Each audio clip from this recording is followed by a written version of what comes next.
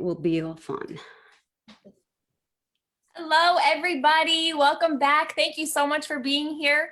Today is a special limited edition version of the Hagir Show. We have been looking forward to this show for quite some time. I woke up this morning and I was like, why am I so happy right now? And I was like, today's the day with Gisele Fetterman. That is why I'm happy. So we are here to let you speak to the Fettermans. You will fall in love with them as much as we are. And we have Gisele. She is our second lady here in Pennsylvania. She's an incredible woman. She does a lot in our communities. And then, of course, we also have John Fetterman. He is our current lieutenant governor, and he is a current candidate for Senate. So thank you both for being here. Thank you so much. Thanks for having us. Thanks for letting me let him crash my show. A +1. You always need a +1. He's pretty on your arm. Yeah, no, I'm just I'm the arm candy, you know. Yeah. So I actually, shocker, I want to start with Gisele. So I have been waiting to interview you for a long time. So I want to just give people a context first, start somewhere really basic. What's it like being the second lady of Pennsylvania? What kind of things do you do? How do you spend your days? How would we recognize you? Stuff like that. Sure. Yeah. So it's an immense honor. I think anytime you have a platform, I take it very seriously. I think my life has always been in waves. My life has always changed drastically. And, you know, I was a former dreamer. So I had this, 15 years of having this really invisible life, kind of hiding almost, to then find myself in a really visible position. So as second lady, I've continued the work that I did before with my nonprofits, but also have, an increased platform. So I have tried to use that best I can. So I've worked with the census to try to get undercounted communities counted. I did a prison tour earlier on where I visited the state correctional facilities and met with inmates and their families. So I get to still do the things I love, but I have a little bit more of an audience now. Good answer. Good answer. So let's start a little bit with your journey. So you and Hagir obviously can relate to each other on a level of being new to a country, starting at ground zero, if that, learning a language, customs, everything like that. So what's your journey to actually come here? So I was born in Rio de Janeiro, Brazil. I was raised by a single mom. And one day she just decided that the violence was just too much. She saw family members, as well as we had normalized it. Like we were so used to it. And her fear was that she would see us kind of surrender to violence, accepting it as if it were normal. So with just the courage in her, inside of her, she packed us up and we moved to America. So we arrived in New York. We didn't have any family here. We were the first in our family to immigrate, and we didn't speak English. So now we found ourselves in kind of this brand new journey. I was 7. I turned 8 shortly after arriving. And so my memories I have some memories of Brazil, right? And I have a lot of memories of this kind of uncertain transition time. And then everything else is here in America. Wow. Okay. So many people can relate to you and both of you, actually. Go ahead, Heather. Sorry. No, go ahead. You guys can probably relate to that on a different level. Yeah, we'll definitely have a long talk later on, but I'll let you finish. So you are in New York. How do you get connected with Pennsylvania? Was it through John? How did you guys meet? How did that everything begin? Sure. He loves when I tell this story. So I've been in Pennsylvania now for 14 years. So I lived in New York and New Jersey for a while. When I moved to Pennsylvania, when I first visited, I read an article about Braddock, and I learned about this young mayor and the work that he was doing, groundbreaking work in this community. And I wanted to understand, like I had never read a case of abandonment on such like a large scale. Like, how do people just get up and leave a place and leave their lives behind? And I just wanted to understand that and see that firsthand. At that time, I was working with food justice and food access. I learned that this was a steel town. The steel from Braddock built half of America. So I just wanted to understand and see it firsthand and learn. And I wrote him a letter. And then he received my letter. We planned a visit. And that's how I ended up in Pennsylvania. Okay. So like activism meets activism. Love it. Love it, love it. Yeah, I mean, I have my mom and dad are both from the Pittsburgh area, and so they are all about it. So, I mean, I can imagine going between Braddock and Harrisburg. I mean, is it easy going back and forth, raising a family, like just the realities of being the second family? Yeah, he's doing a lot more of the traveling now. During the pandemic, I've been here more. Before the pandemic, we were pretty much back and forth constantly, and we were always in different places. Like if I was here, he was there, but we've had a lot more time together during the pandemic, and he's so excited because he has me around more. Who won't be? But then again, listen, I know we are like all loving you and all of that, but we all have to remember, if he wasn't a good man, you won't be with him. Exactly. Right, John? Yeah, I hope so. I don't think it's because of my looks, but yeah, I mean, I think it's worth mentioning that we had the option, as every lieutenant governor does, to live in the lieutenant governor's mansion in outside of Harrisburg, and I rejected that and thought it's inappropriate. The Pennsylvania doesn't owe us a roof over our head and things like that. So we were the second family that's never lived there, never will live there, and we actually opened up the swimming pool there. They have a large swimming pool there to the children of Pennsylvania in the summer of 2019. We hope to do it again this summer now that the pandemic will be behind us. So from that perspective, that means a lot more traveling than otherwise, but it also means that we get to stay in our home, a place, our community of Braddock, which I think is, well, I know it's where all three of our children were born, and it's where we're proud to live. And this is one of the, I read a lot about both of you, obviously, and I, like this caught my attention because you did not just say, I'm not going to stay in that house because of this reason, but you explain why, and you used it for something not so many of politicians that I know did or thought of. So thank you both for Sure. being who you are, honestly. Yeah, well, the Commonwealth of Pennsylvania doesn't owe me anything. So they certainly don't owe my family a mansion with a chef and a gardener and those kind of things that you as taxpayers would be paying for. So, and if you guys understood how bad and non-existing my cooking is, then you'd really love it now. I can relate. The point is that it's an honor. And will always be an honor to serve as our state's lieutenant governor, but that's where it stops. We're not owed anything. So it was never up for debate within our family, as far as I'm concerned. This is our home, and I can embrace the honor of serving as lieutenant governor with rejecting those kind of things that I don't think are appropriate. So, and you are one of those who truly doesn't just talk the talk, but walk the walk, because being a servant, you say, I'm going to serve my community. You're actually doing this in many ways, not just by setting example, by being a role model, by speaking and being on the front line. And that, to me, we did a big shows leading to the election, and we interview many of the candidates, and the ones that stood up and the ones that I felt close to are the ones who were out there. If there is a problem, they're protesting, they're leading march, they're putting out statements, and you see the other ones who are silent.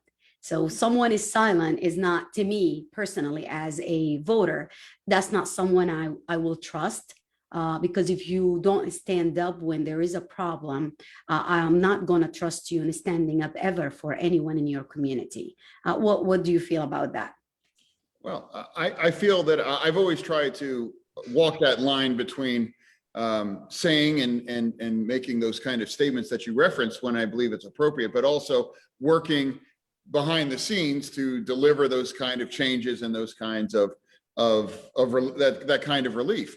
As lieutenant governor, I'm chair of the board of pardons, and I set out to remake the only mechanism in Pennsylvania that affords somebody a fresh start, a second chance, or spares people, whether they're innocent or very deserving, to avoid dying in prison, that as the sentence of first and second degree murder.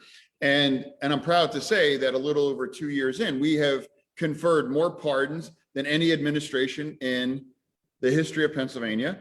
And we have freed more deserving and or innocent people from dying in prison than any administration since 1978. And that's something that I take very seriously. I advocate about it fiercely. I talk about it often, but also take and make appropriate steps outside the public view to advance these goals and these objectives. And I appointed a new pardon secretary. His name's Brandon Flood, who actually got a pardon himself. And who knows better than to help us remake this process than somebody that went through this process. And believing in a second chance, to me, is I think one of the most important things we as a society can do. There's been a lot of important talk about criminal justice reform, and we need to reform our system without a doubt. But we also need to add the final leg on it, as far as I'm concerned, and that is redemption and full readmittance back to society before you committed your offense. If you did something dumb, criminal, whatever it was that got you a charge, say when you were 21, you shouldn't pay for that for the rest of your life if you've lived your best life. I mean, we are not who we were when we were 17, 18, 19, 20, 25. If as a 51-year-old man, I'm not who I was when I was 18, not by a long shot.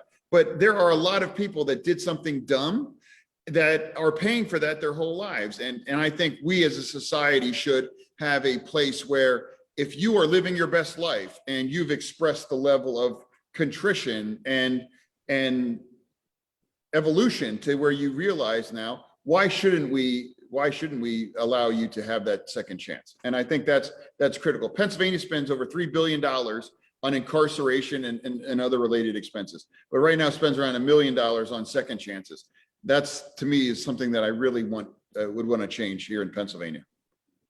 This is gold, just what you're just saying. And I think we can have a whole show about prison reforms and changing, because we can all do better. I just want to, I just want to get this off my chest.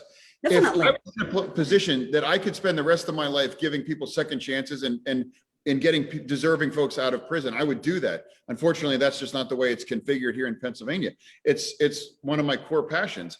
And the people, I try to explain to everybody that if you've ever seen The Shawshank Redemption, and I say, well, would you vote to have Morgan Freeman die in prison? And they're like, well, of course not. I'm like, well, then that's the face of people, life without parole in Pennsylvania in many cases. These are older people that did something dumb when they were young, that they shouldn't die in prison. And that's my opinion. And that's how I try to connect with folks that might say, well, they should die in prison because, whatever, because I'm a very staunch believer in the second chance. So we have a question here before I let you talk, Heather. I'm sorry. Bill is asking you, what is being done to eliminate the proof of payment requirement? The proof of payment has been discriminatory against the poor. I'm not sure what you mean proof of payment in reference to what. Bill, I'm not sure. Are you talking about proof of payment for while someone in prison? While he's answering, let me be clear. I, as Lieutenant Governor, I waived all fees with pardons. So it doesn't cost anything to get pardoned, for sure. So, but I'm not sure what that's in reference to. But in my specific case, I can say that a pardon doesn't cost anything, and you don't need an attorney. I mean, of course, you're welcome to use one, but that's another expense that might keep somebody away from seeking one. But that's just not. That's not true. You don't absolutely need an attorney, and it doesn't cost a dime to apply. Heather? Yeah, if I hear that question, I think that's probably what he's asking, because I would have thought of that in the past as well. I mean, when you're talking about pardons and you're talking about it in the way that you are, does that translate to people that maybe not of the same political stripe as Sure. you and I? Do they hear it the same? I had an audience at the Country Club of York, which is very conservative, very white, skews very old. and I introduced them to a woman named Naomi Blunt, who African-American woman, served 38 years in prison. And in 1985, she was actually forensically exonerated of causing any death or harm in the case that ultimately convicted. Yet she languished in prison for all those years, and was rejected under my predecessor's leadership, but we actually got her out, and we actually hired her to help women get their applications in. And I introduced her, and I was like, this is the face of who is doing life in prison. And they were just like, really?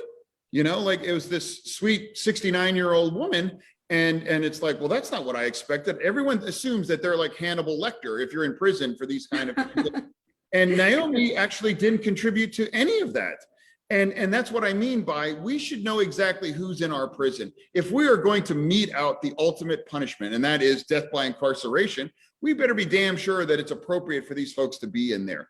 And to me, that's the essence of justice. And that, I think, resonates with conservative people as well too, where it's like, look, if you're Hannibal Lecter, or you are the Tree of Life, you mentioned Pittsburgh, Tree of Life shooter, Naomi Blunt should not serve the same sentence as the Tree of Life shooter. And that's exactly what these folks are queued up to do. And of course, there are people that may not agree with me, and if I don't have their vote as a result of that, I would rather have people know where I come down on. But it's like, forgiveness and redemption underpins virtually every one of the major world religions.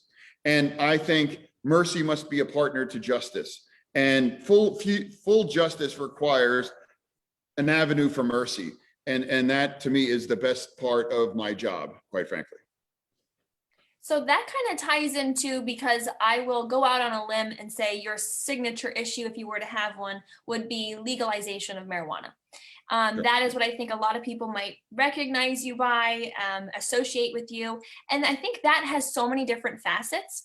One, the types of people that would benefit from either medical marijuana legalization, but also people that are in jail for offenses like that. So talk about how that topic goes together with justice, racial justice, and then you can get into revenue and all the positive things that could do.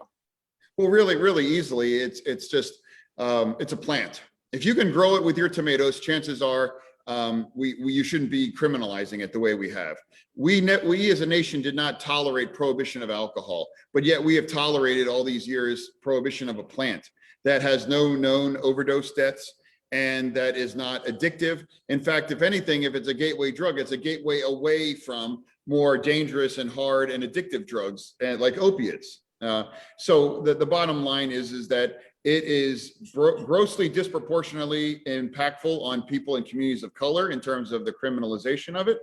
And it is something that is in the shadows, that is criminality. It creates revenue for drug cartels, and it doesn't benefit Pennsylvania right now. There's a thriving cannabis market in Pennsylvania right now. Why shouldn't we make it legal? So from my perspective, the fact that there are people in prison, there are people with records that have been trashed, when in New Jersey, this is legal. Like, you could literally have 1 foot in Pennsylvania and 1 foot in New Jersey, and one of you could have as much legal marijuana as you want, and the other foot would be a criminal and maybe even a felon growing at home. It doesn't make any sense. And then when you talk about the revenue, billions, you talk about the jobs, tens of thousands of unsubsidized jobs. You talk about the freedom to say, you know what? I don't judge people for whatever it takes to help take the edge off or get on by. If that's having a glass of wine at the end of the day, if that is whatever that is, like, marijuana needs to be part of that portfolio that we trust adults 21 years or older to partake in, and they should be free of impurities, danger, illegality, and other externalities that's associated with illegal cannabis. And there's so much benefit conferred on the state as a whole when we do that. When South Dakota, one of this nation's most conservative states, voted by 10 points, 45 to 55, in favor of legal weed. If you're to the right of South Dakota on any topic, that should be kind of like, whoa, we need to revisit us, because that's not where we are as Pennsylvania, for sure. And I know, because I went to every county, that around 70% of us want it, and at about another 10% are, yeah, okay, fine, if it happens, whatever. And then there's a hardcore 15, maybe 20%, I just dub them like reefer madness, that believe that the world will spin off its axis if we allow people to sip a little weed when they, to take the edge off after a long day. Yeah, well said. I feel like there's a couple issues that are, I don't even know why we're still talking about them, if I'm honest with you. There's gun control. That is a hugely Agreed. popular topic. There is obviously legalizing weed. But a lot of these things have become identity politics. So where do you fall? Like, I've heard you dubbed like a blue collar liberal. What do you think of labels like that? What do you think of appeal across the state? Because you've Right. obviously run a statewide race before. What do you think about going into it like this new era, post-Trump, everything? I've always been about the truth, and I've always been about what's fair. Now, and when I say, let's take, like, I think one of those why are we arguing issues is also a living wage. Now, like, Pennsylvania's living wage is $7.25 an hour. How the hell does anybody come close to even paying for their own food for a family, let alone a roof, let alone, Agreed. why do we pretend that that's anywhere close to dignified? It's dangerous. In fact, it's dangerous. It's dangerous to have people in that deep of in poverty. And let's say $9 an hour, $10 an hour. What's $11 an hour minimum wage? Okay, I'll spell it out for you. That's $22,000 a year. How can a single mother with one or two kids get by on $22,000 a year? That's offensive. And what is $15 an hour? $15 an hour is $31,000 a year, And, is that wealthy? Are you getting, rich? No, that's the basic minimum threshold of dignity that we in this country should not tolerate anything less than that, and to pretend otherwise is, that's the truth. And I say to voters, if you're okay with a single mother working for $7.25 an hour, $8.50 or whatever, then don't vote for me, because that is un-American. That is, if all work has dignity, and all work does have dignity, in my opinion, then every paycheck must have dignity. And if you go into a casino, the odds are against you, but you have a chance to win. That's the whole premise. But when you have a minimum wage of $7.25 an hour, the odds are you're guaranteed to lose. You could do everything right. You could work 2,000 hours a year, and you're still going to be impoverished, chaotic, desperate. There won't be a moment where you don't have to worry about even the most basic things. And that, to me, is not a compassionate culture or society that I very much would want to be a part of, a member of, and promote. Absolutely. I wish there is an emoji or something that I can do to like ball because this is everything that you said here, it resonates with me because in our show, we not just trying to raise awareness, but to discuss and open people's eyes to those issues. And it bothers me when I hear so many people or read their comments and they're raising the minimum wages as they feel as if we raised the minimum wages is going to take away from them. People think it's like a pie. Anytime we cut and we give someone in need, it takes away from them. And that's not how it works. Also, the homelessness. A lot of people don't think we have homelessness issue in Pennsylvania. We do. And they're not lazy people, as many people say, but most of them are people working 40 hours or more, but they cannot meet the minimum requirement. My first pay was $6.50. That was in 2001. I worked at the daycare. And, to think that there are still people who are making $7, it just blew my mind. This is 20 years ago. I start with the $6.50. It breaks my heart. There's nearly 100,000 Pennsylvanians, at least, that are working for $7.25 an hour, And a big part of those are women, and a big part of those are moms. That's enough to fill Beaver Stadium at Penn State. Think about all the people that are connected to those people and the communities and how desperate those people must be every single day. And I'm not talking about a 16-year-old that lives at home with his or her parents and that kind of thing. I'm talking about, to Gisele's point, single mothers that And also, these are the folks that are taking care of our elderly, our children, making our lives more convenient, making it more comfortable. Why wouldn't we want them to have a bare minimum level of stability and economic fairness? And, we don't worry about how much a CEO makes, but we sure as hell spend a lot of time worrying that $31,000 a year, busting your tail for full time is too much. For what? Too much to do what? Other than just live and basically keep a roof over your head and some food on the table.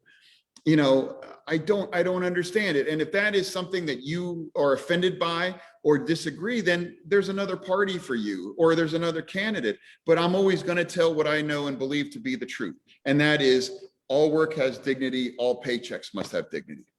Everyone listening to us right now, if you're not convinced after this, I don't know what else we can say to convince you that you are the right fit for Pennsylvania. And we know that you will do what you just said, because you have who? Gisele by your side, and you will have us, and you will have us also be there and make sure. And that's another things we all need to understand. It doesn't end by electing the official. You can follow up, right, John? Yeah, not at all. It's like right now there's a majority of U.S. senators that make, and all of them make $174,000 a year, but a majority of them don't think you as a single mother in Pennsylvania, deserve to make $15 an hour minimum. And that to me is reprehensible. Of course, you make 175 grand a year, you don't have to worry about, paying the bills and getting your electricity shut off. Why isn't there that collective compassionate? Because that's to me, that's requisite if you're going to serve as a United States senator. And you know what? If you're a business and you get by paying your employees $8 or $9 an hour, you're being subsidized by our government to run your business. Because if you're making $8 or $9 an hour, you need food, help paying, food. You need Section 8. You need all kinds of other things that are really about a governmental subsidy, because everyone's got to eat. Everyone needs shelter. So we can't have that. And we have a comment here from Shauna. Do you see that, Heather? Shauna Marie? I mean, she's just agreeing with everything you said. She said, I spent almost 10 years at the same job working 50 to 60 hours a week and only made $11 an hour. I literally could not afford to live on my own with my son after a decade at the same job. And Shauna and so many other, like myself, I was a single mom. And like I said, I was making $650 raising kids, and you're expected to have advance in life. Yes, I did. I struggled. I had, to go to school and work so many hours just so I can pay my bills. At some point I was lucky enough to get unemployment. And how funny is that? Like, you feel like, oh, okay, I got this so I can take more classes. And, the odds are not in your favor, if like John is saying. So if you're a single mom or someone who is struggling right now, you need to look more and read more about John, about what he's planning to do. And I'm sure you're going to figure it out on your own. Heather? Can I say something about Shauna? Oh, sure. Yeah. Shauna's case is exactly what I'm talking about. Like, she's raising children. That's important. That's our society, people like that. And it's like, how hard, that's $22,000 a year. Like, that divided over 12 months, that's so little money. You know what an average apartment costs anywhere in Pennsylvania, let alone in Pittsburgh or Philadelphia. And then what's left over, it's heartbreaking. And I don't know why there's not more empathy for people like Shauna's case, where it's like, look, she's playing by the rules. She's working hard. She's holding up her end of the bargain, and these companies have the resources to pay $15 an hour minimum wage. Target did it. To Target, they're having banner years, like all these different companies are realizing finally $15 an hour is the bare threshold floor of basic economic dignity for those working full-time and playing by the rules here in Pennsylvania or nationally. You're describing it in a way that I have described it, but I've never heard someone else do it. I had my son when I was 17, so I was a single parent out of the gate, pretty young. I made $17,000 a year. My son is now almost 17, and he's like, how did you survive? I'm like, I didn't. You just played like a shell game of I'll pay the rent this time, but not car insurance. And you were constantly, you never had anything extra. Sometimes you would be hungry and you would think, oh, the dollar menu. And you'd be like, oh, I don't have a dollar. You literally live that way. And there is a desperation to everything you do. Getting to work is desperate. Going to the gas pump is desperate. Everything you do has like a little bit of that life and death decision that really wears out on you. And there should be a practicality among us not wanting the people that we live and work beside, people that have workers. Why would you want workers who aren't healthy? Why would you want workers who are unstable? That's not a way that a society works. That is an economy maybe working, but that is not a society working. Thank you for saying that. I've said that. It's like if you go to McDonald's, wouldn't you want the people that are making your food and taking care of you to be okay? Yes. Yes. Like, I mean, this idea, like, oh, you're just flipping burgers. Like, yes, that's dignified and that's important. And like, why wouldn't we want all of us to be okay? Like, we're all better off if we're all better off. That's my view. And let me ask you, how much constant stress were you under? Did it ever stop? I mean, living like that, you know? You have to, I am very blessed, and a lot of it has to do with the people around me. I can only take so much credit. A lot of it is circumstance that gets you out of poverty, and you get out of it slowly and then sometimes all at once. You have to unlearn poverty, because poverty isn't just a lack of money. It is the addition of violence. It's the addition of constant stress. It is a rewiring of your brain and your nervous system. You are constantly on edge, and you don't come from a place of empathy. You're not a really productive, engaged citizen. I was probably at my least valuable to society when I had nothing. And so I do have a little bit of a chip on my shoulder when people are like, you made it out. And when you knock on doors, people love your story. But I'm like, I am one of thousands. I mean, I was surrounded by thousands of me. And so the fact that I was able to get out, it's not okay for me just to leave and let the door shut behind me. That's why you stand there. And now my job is to hold that door open firm for anybody else. But there isn't a lot of glory in that journey to me. There isn't an applause in getting out. The fact that our floor is so low is the problem. Right. Yeah. I love how you verbalize that. Right. And I think you enter this survival mode, because I was in survival mode for a really long time. And I know, like, I think I still have PTSD from it. I think it's something that you carry, and that stress. And, you know, I still have moments where, like, I don't think it ever leaves you, right? Like, I still have these moments that creep up, but to live in that constant, and just the mental health, how it affects you, it's right. Amanda Waldman, I have your picture. Hey, I am like having fun with your pictures and John's picture. You guys are beautiful, just beautiful. Amanda. No, both of you. And from now on, please just keep Gisele on your Zoom screen. I think everyone else will be too. But there's not a version of that picture with you in it. That's Yeah. cute. Now that's me and her. But I mean, Amanda Waldman, she was our, she ran a very good fight. She's a strong woman. She ran for the 84th district. And she said 65% of residents who would be impacted by raising the minimum wages to 15 are women. And she also said, and if parents are working at least one full-time job and one parent part-time job each, just to pay the bills, when are they supposed to find time to take classes to learn new skills and move up in life? That's her question. But I think you guys already answered that. It's close to impossible. I mean, like, why we don't want to collectively uplift as many people, if not everybody, as we want. And this idea that you're living, you know, high on the hog at $15 an hour, like 31, like people just hear 15, but it's like, I always talk about what is $15 an hour. It's $31,000 a year.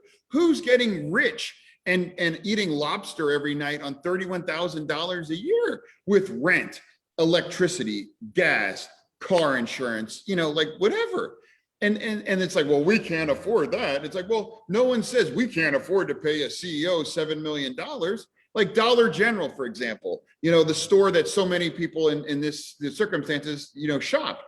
I know we have one less than a mile from our own home. We have one even closer, a Family Dollar. Their CEO made, I think, $8 or $9 million, but they pay their cashiers $8 or $9 an hour. And it's just like, if you don't worry about paying your CEO $10 million a year, but worry about paying your register and the folks that make it work and run $31,000 a year, what does that say about your own ethics and morality, as far as I'm concerned? Yeah. And it's cyclical. It reinforces the poverty that you talked about, and it's like, people that are in poverty shop at these stores. The people that work at there are in poverty, but the people that manage it are making $10 million a year, and they don't see any connection in, like, hey, we need to be an example for the community that enriches us. And it's like, how many yachts can you water ski behind when you're making $10 million a year, but your workers are very much reliant often on public assistance just to get by? It's immoral. True. And that will take us to, I know Heather had like ton of question, and you both are amazing, like answering everything in advance. That would take us to the tax increase. Like a lot of people are against it, and they don't know does not affect them unless you are making 250. And what bothers me, just like how, how they were all, so many people that need Medicare and need affordable health care, they were against the Obamacare. And it just blew my mind. What do you have like in your agenda? If you are... Our agenda is simple. It's a compassionate and comprehensive immigration reform. It's common sense gun control legislation that 80 to 90% of Americans want. It is absolute universal health care for people, whatever that looks like. It doesn't have to be Medicare for all. It doesn't have to be single pay. It's just simply, you need healthcare, I need healthcare, we all need healthcare. If you can't afford to pay it, you should have access to quality healthcare. That's a basic fundamental human right, as far as I'm concerned. I believe women's reproductive freedom is sacred. I believe that we should make no laws to restrict women's reproductive freedoms. That's a fact, as far as I'm concerned. I believe we need to end the ridiculous racist war on drugs in America. We need to legalize weed. We need to decriminalize a lot of these things that have led to help contributing to mass incarceration. I believe that we need to make sure that we are fair in our criminal justice standards. We need to make sure that, well, I mean, whatever it is across the board, it's not a hard sell. Like everything that I've before, I mean, I'm for equal protection under the law for our gay and trans communities. Like, like none of this I think is radical or unreasonable. Living wage, we all need healthcare. Immigration makes America America. Like, why should we permanently, to me, immigration reform is criminal justice reform, because right now we're treating everyone here as a criminal. And that creates and fosters this whole paradigm and outlook that is destructive and lends itself to demagoguing and treating these people as less thans. And that to me is unacceptable. My wife's origin story to me and is really, I think, the face of immigration. And my family has been enriched beyond belief because of immigration. Our community has been, and the work that Gisele and her family has contributed has enriched our whole Commonwealth and beyond. And I mean, those are the kind of things that I'm for. And I don't think any of that's radical. I think it's all, more than anything, it's the truth. And that's what this campaign has always been about for me. It's just telling you the truth, and you can agree or disagree, but I'm not going to sell you something that I don't believe and live. So many people that I talk to, and I ask them, how do you feel about John?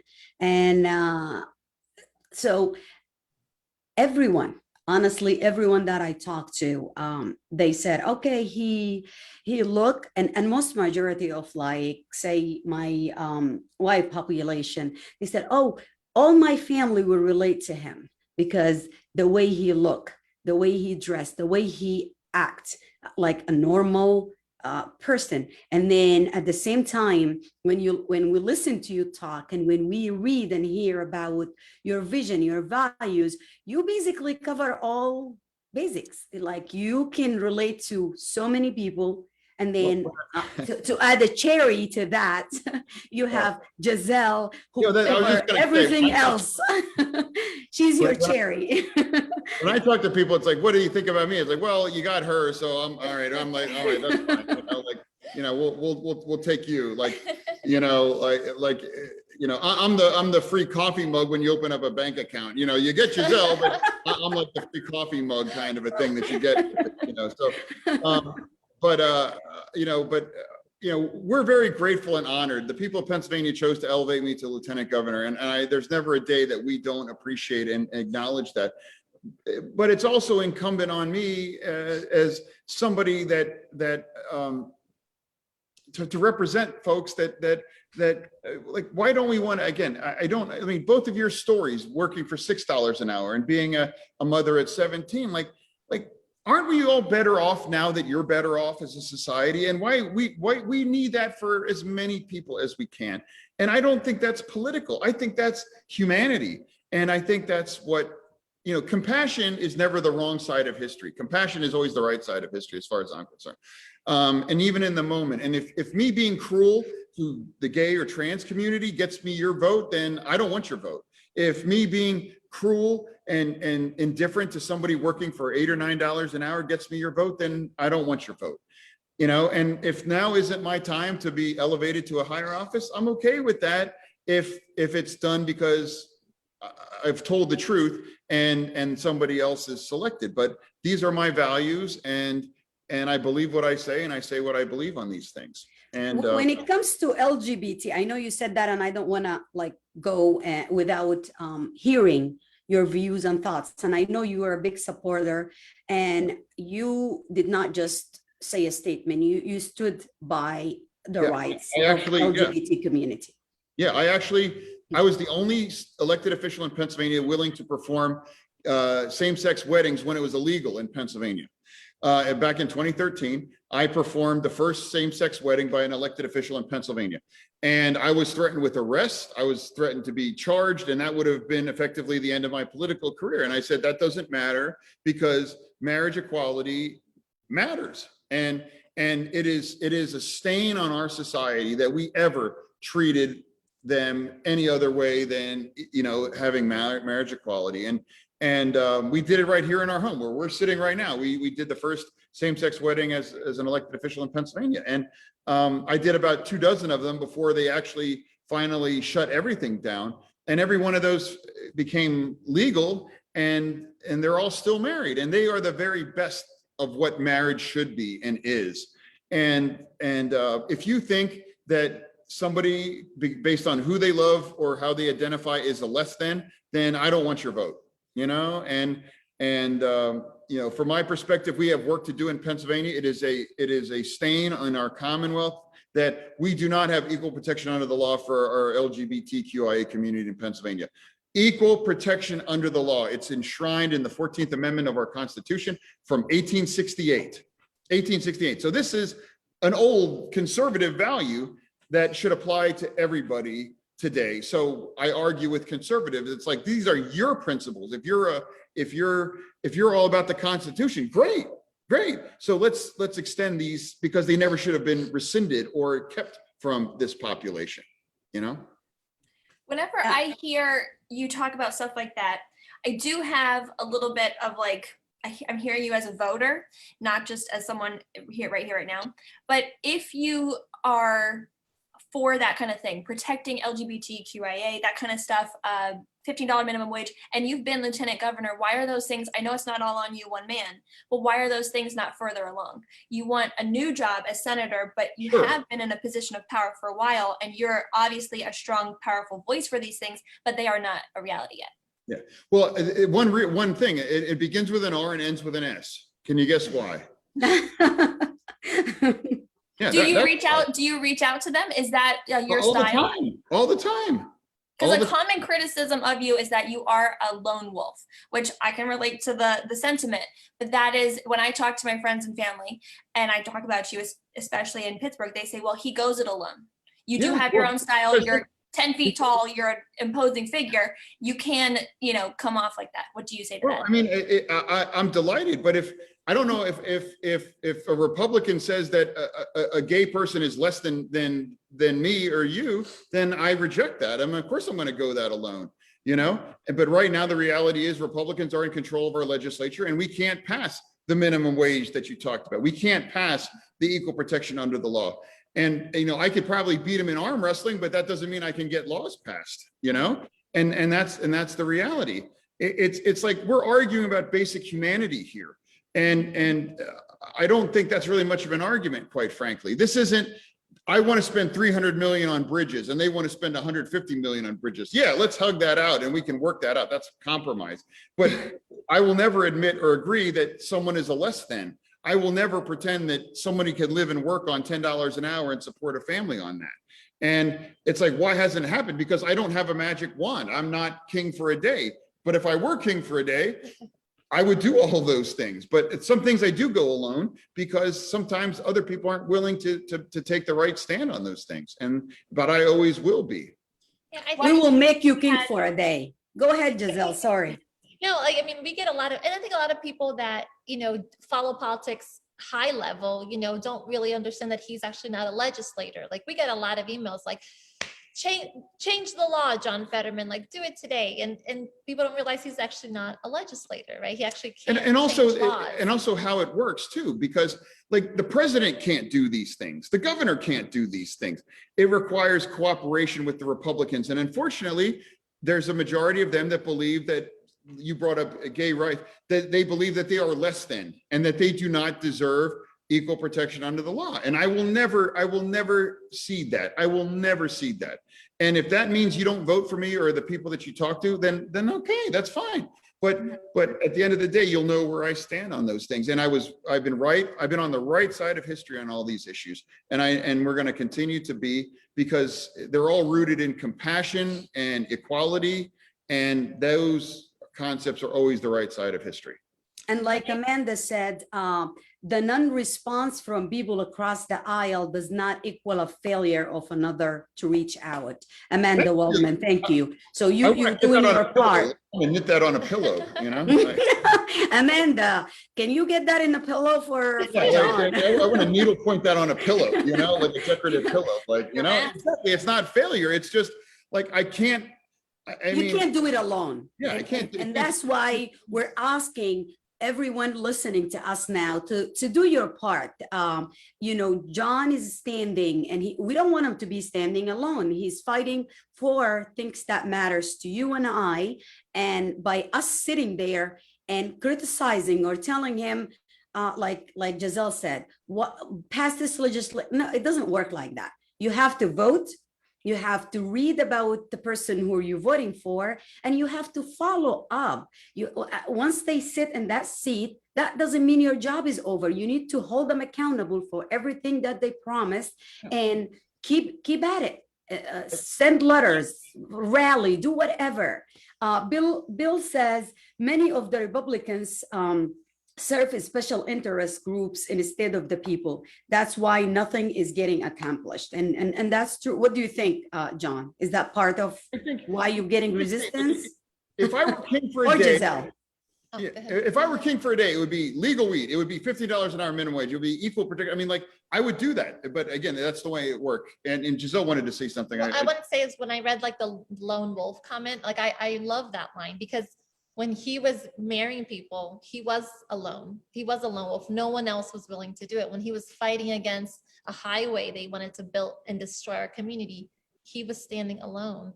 So he has stood alone in a lot of these issues. There was no one else there to support him, but it was the right decision. So I'm proud for him to stand alone, because it's on the right side of history. Oh. That's where we're not going to let that continue. Amanda said, I can make you a painting to hang in the office with that. I think he will take that. And you know what, since we've had marriage equality in this country, has the world spun off its axis? You know, like, is there anarchy or whatever? No, you know, and that was the fear. It's like, oh my God, what if we allow people to love who they love? And you know what? You know, like it's just what I'm saying. It's just like, and what was heartbreaking about that time in my life is that the people that have been denied this basic right have been together for the longest was 32 years. You know, like for 32 years, if they got sick, they couldn't visit them in the hospital. In fact, it got so extreme. There was a case in Western PA where one spouse adopted the other one as their child just so they could enshrine legal protections under families. Yeah. That's how sick it was until we finally broke through and won this. And you know what? Every one of these awful people that stood in the way of that, it's like, guess what? The world didn't end. It actually became much more kind and compassionate and pro-family. I mean, how can you be pro-family but anti-gay marriage? It doesn't make any sense to me, because a family is a group of people that are on the same team and love each other. And it's not for me to decide what that looks like. It's just for me to facilitate that everyone has the right to be their own family. If I loved you guys like this much before, now I'm like, just listening to you. And I'm hoping everyone listening to us now have the same reaction. And Amanda's like speaking like in gold today. She said, promoting John and Gisele Fetterman to the legislature is how we can make change happen. DC need more legislature who will stand up and speak truth to power.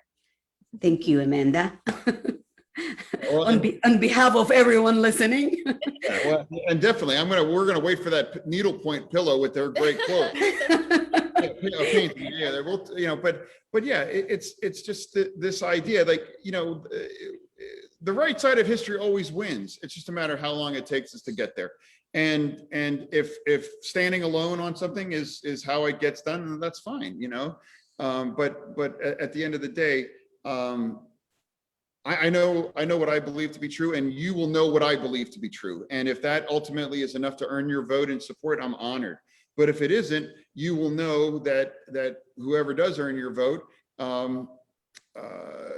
may differ on me and whatever views. But I don't shift my views based on, I never have taken a poll on like, well, what's popular today? Maybe I should. It's like, I'm like, this has always been what I've believed on. And let me tell you, immigration wasn't always popular to run on, but I always have. You know, legalizing marijuana wasn't always popular, but I have. A living wage was never always popular, but I have. And I'm waiting for one that we've been wrong on, and we have to say, well, geez, man, was I wrong about that $15 an hour minimum wage? It really should have been $11 all along. What was I thinking? You know, I would like to hear your thoughts on one thing. Like, I think our society think that we can only have one thought, or either agree with this side of the aisle or that side. When it comes to police reforming, I was never a fan of defunding. I mean, it's like my kids will argue with me and say this, what it means. But if you have, I always say, if you have to explain a word in a sentence or two, then you know what, choose a different word. So police reforming, everything happening. I mean, with the verdict with George Floyd, and with the shooting, like the two shooting during that court time. There are so many people don't understand that you don't have to be against police. I am not against, or I'm not saying, you know, delete, abolish. No, we do need, but we need to change so many rules and regulation. We need to hold them accountable. I'm a nurse. I took training more than the police had. We are held to a higher standard. We took an oath to protect. I never felt the need to kill or choke one of my patients because they were combative. So what can we do? Where do you stand when it comes to? You just brought up a great point. I just was talking to a senior member of law enforcement, and he said, you know, doctors train for 8 years to save a life. Yeah, police true. can train for as little as 8 weeks to be trusted whether they take a life or not. Yeah. I mean, there's a real disparity there. And I think that needs to change. I think there needs to be enhanced uniform training across the police spectrum. And I'm like you, I don't believe that the police, that they need to be defunded or eliminated or abolished or whatever the expression is. And when I was mayor of Braddock for 4 terms, I was in charge of a police department. And we had a significant gun violence issue here in our community. And I reformed and instituted community policing, but we also eliminated gun deaths and violent deaths in Braddock for 5.5 years without incurring any kinds of or allegations of police abuse, let alone anything serious like a shooting or anything like that.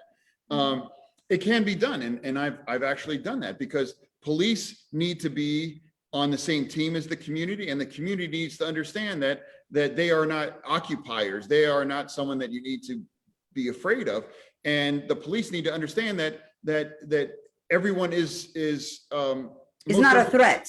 Yeah, exactly.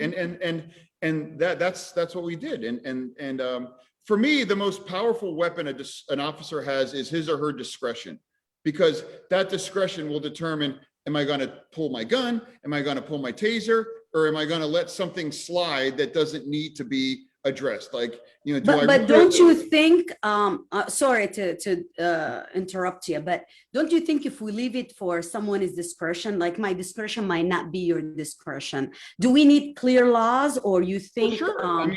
and training? How do you feel about that? Discretion improves with better training and better screening and better empathy. And by discretion, I mean, if you look at some of these cases, if somebody's selling cigarettes individually, yeah, that might be against the law. That doesn't mean you need to swarm on him and make that into a situation that can escalate or can create something.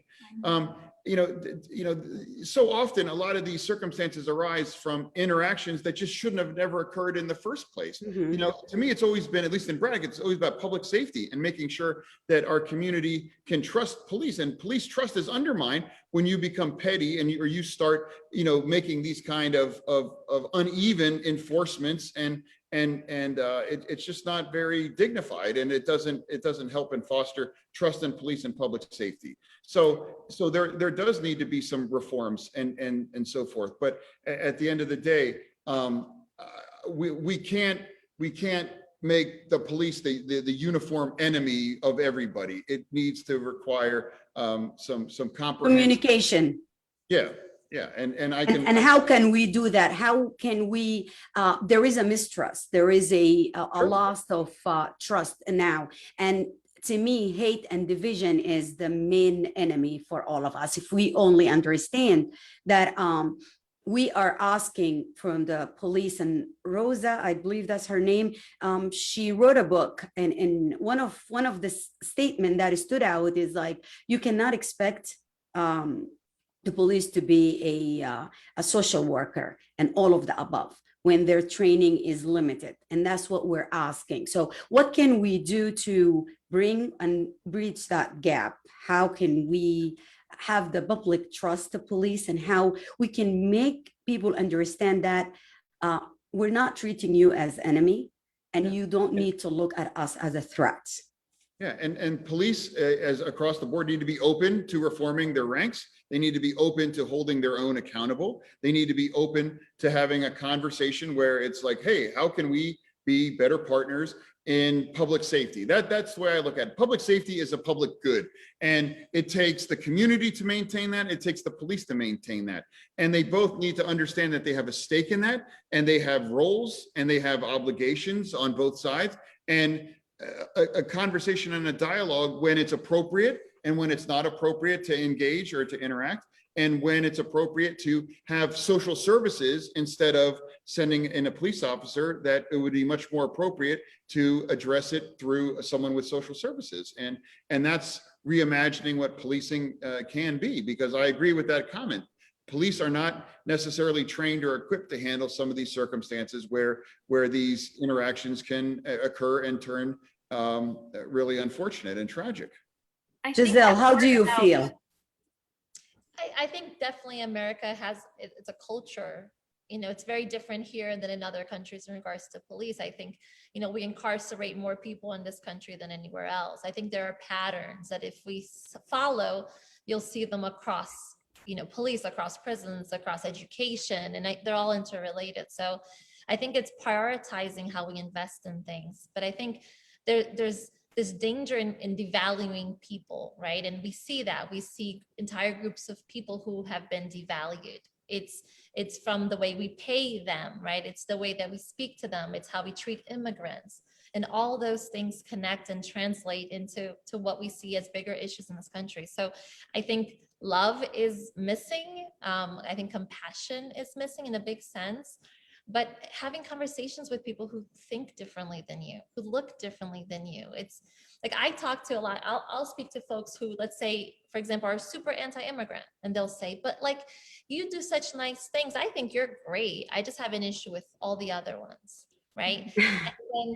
Or like, well, your family should have come legally, right? And they'll call me an illegal, whatever it may be. And I'll ask them, like, do you have children? Like, what would you do to make sure your children are safe? What would you be willing to do? Parents will regularly say, I would kill for my kids. I would die for my kids. And that's applauded.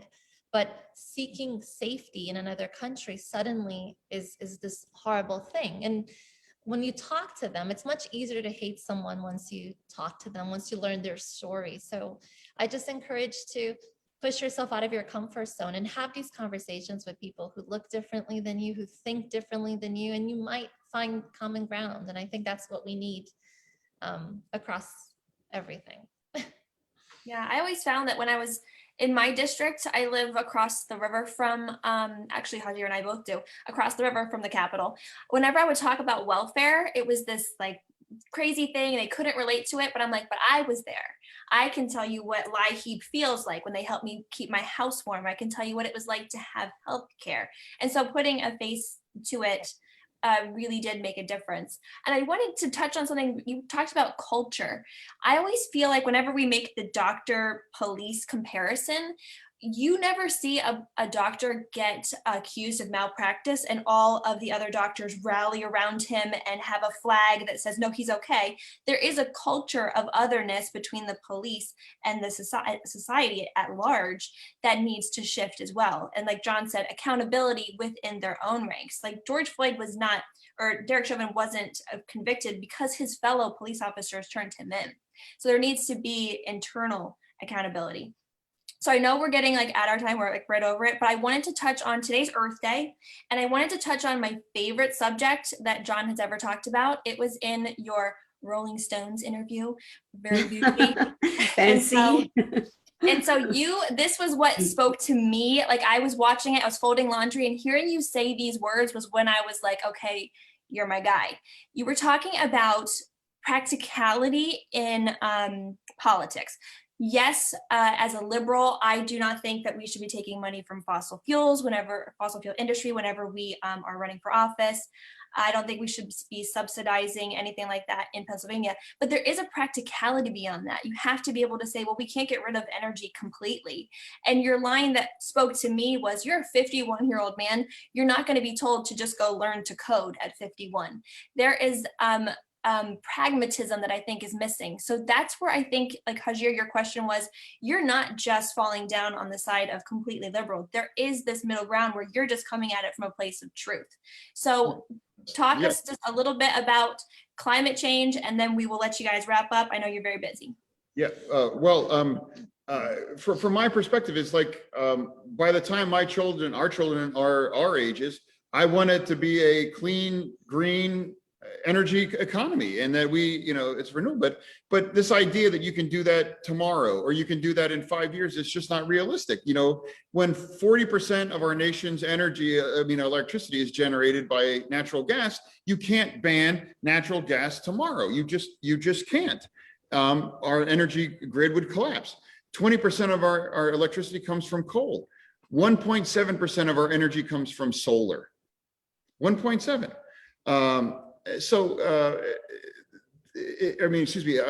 Wind. 1.7 is wind. Like, these things have to scale. These things have to grow. These things have to become more evolved before we're there. And it's an evolution. And this idea that it's like, well, I made that point. It's like, you can't tell some 50-year-old worker, they need to go learn how to code, or it's like, no one likes to be told you can't do what you do and spend your career doing anymore.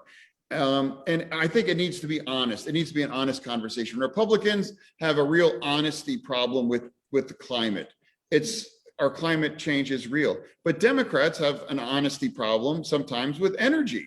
Like you just can't just pretend that you can, install enough solar panels, in 2021, and we're going to be good to go without some of these fossil fuels. It's a transition. It's an evolution away from these. It's not well, we can do this tomorrow. And it's important to be honest about that. And, I can't be a part of the party of science if I'm not going to be the party of science on energy, because that's science too. You can't say I'm for zero emissions, but be anti-nuclear power necessarily. Like that's the most efficient way to create power. Electricity. So it's a complicated equation. And then when you talk about the tragedy of commons, game theory, the paradigm of you have other actors, China, India, Russia, all these other countries, like global climate is a complicated and very difficult solution. So that was the point that I made in that Rolling Stone interview that you're talking about. And pragmatism can't ever be a dirty word, because pragmatism is the way that we could ultimately save our climate, by agreeing that we have to move forward and we have to do it in a sustainable and honest way. And I'm so happy that's the part you pulled out of the article, not the part where GQ mentioned he was a style god, because that was really upsetting to me. I don't remember that part, actually. So sorry. American taste guy. I mean, they were right about that, but I hate to say this, but we got to get our kids from the bus stop. Yeah. They're going to be getting off the bus soon. So this was so fun. Can we do it next time, just the three of us without him? Yeah, we got to talk the free store. We got to talk about all that stuff. So that'll be our next one. And I am going to extend an invitation to you, Gisele, because you did not talk a lot today, and we would love to have you, just the three of us. Absolutely, it's a date. And definitely when it's time for the election, we will love to have John again to talk more about it. But anyways, anyone who's listening to us right now, they have to go and just do more research, learn about the candidate, learn about what they stand for. And I'm just going to play, you guys can leave if you have to go. I'm just going to play your video. I think it's you launch your election for everyone. And thank you all for tuning in. Join us again next Monday. Thank you. Gisele, would love to have you. It's a date. I'll send you a DM and we'll book it. Love it, love it, love it. We are so happy that you are here with us. And for everyone listening to us, please go check Gisele and John. And I hope you can vote for them. And if you have any question, you can type it under and we will make sure it gets answered. Thank you, everyone. There's a lot of great in Pennsylvania that people living there feel like their best days were a generation ago or more. No one deserves to be abandoned. These communities deserve to be helped. You are the mayor of Braddock, Pennsylvania, correct? That's correct. Okay. Real estate prices have dropped 50%. Correct. The population has fallen from 20,000 to 3,000. You're encouraging people to move there, okay? All right, so I'm sold. But for people who don't get it, sell us on Braddock. I came to Braddock, 20 years ago because I wanted to work and fight against the inequality that I saw raging in this country. Braddock was a marginalized, wholly abandoned community. But that's exactly where I wanted to spend my career. Fetterman wears Braddock on his sleeves, the zip code tattooed on one arm, the dates of murders on the other. The things that I learned, in Braddock is that every place matters. No place deserves to be written off. These places across Pennsylvania feel left behind. They don't feel part of the conversation. That's why Donald Trump went to these small counties and held these big rallies. We cannot afford to take any vote for granted. We cannot afford to take any place for granted. Whether we're in a place like Braddock or a place like Emporium in Cameron County, the smallest county in Pennsylvania. Talk is cheap, but for the last 20 years, I've been working to represent, rebuild, and to advance these places. As the community marks an important 5-year milestone, people are really starting to have hope. Tomorrow will represent the 5th anniversary without a homicide in town. U.S. Steel plans to invest $1 billion in its Mon Valley Works and make them the most environmentally friendly in America. History was made in the Democratic primary for lieutenant governor. John Fetterman won the 5-way race among Democrats. He's a different kind of character, I'll tell you. Yeah, well, that Western Pennsylvania registered Democrat, but voted for Trump. Fetterman can get a lot of those votes. We don't have to agree on everything, but I will always tell you what I believe is the truth. I'm going to fight not for one part of Pennsylvania, not for one party of Pennsylvania, but for one Pennsylvania, just the way I did as mayor, just the way I'm doing as lieutenant governor, and just the way I would as your next U.S. senator.